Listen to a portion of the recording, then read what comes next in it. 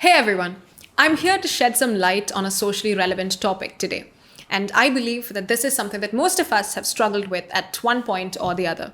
So, when it comes to referring to or addressing a person with a disability, what we tend to do is that either we're at a loss of the right words to use, or we end up using the wrong term, thus sounding a bit condescending, and it may even hurt the person, even if it is with our best intentions.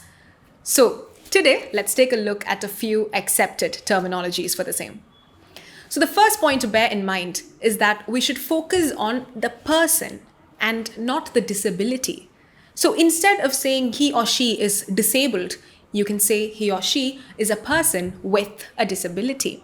Yeah, so by doing this, you are focusing or you are laying the focus on the person and not on the condition or the disability. Similarly, try not to say mental patient, he or she is a mental patient. This is an outdated terminology and it just sounds really bad, right? So instead of saying he or she is a mental patient, you can say he or she is a person with a mental health condition.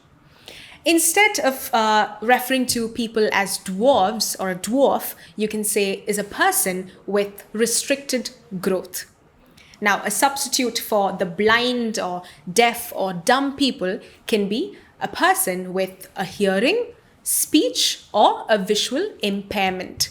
Now, for people who are a bit slow when it comes to learning, I've heard a lot of people refer to them as retarded. Now, this is unaccepted. Please don't call them retarded. Instead, you can say he or she is a person with a learning disability. Now, the next point to bear in mind is that when it comes to people with a condition or a disability, we shouldn't make it seem like they're suffering from it or that they're victims or objects of pity, because that's the last thing that they want from us, right? So instead of saying he or she suffers from, let's say, depression, we can say he or she experiences depression. Or in simple terms, you can just say has depression.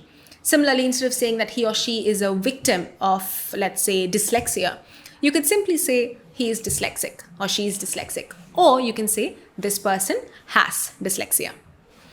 Now, the next point to bear in mind is when it comes to people who use wheelchairs or, let's say, crutches. Yeah, so this is something that I have made a mistake in the past.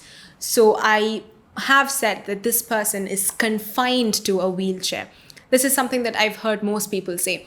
If you think about it, they are not confined to a wheelchair. Instead, the wheelchair is something that helps them walk around, thus liberating them, right? So instead of saying confined to a wheelchair, you can say he or she is a wheelchair user. So if all of this is a bit too much, or if it's a bit confusing for you guys, in simple ways, what you could do is just ask the person how they would like to be addressed. Yeah? And then you can just follow that. So that's about it. And if you need to know more about the Communicative English course as well as the IELTS course that we provide here at English House, do click on the link below. English House.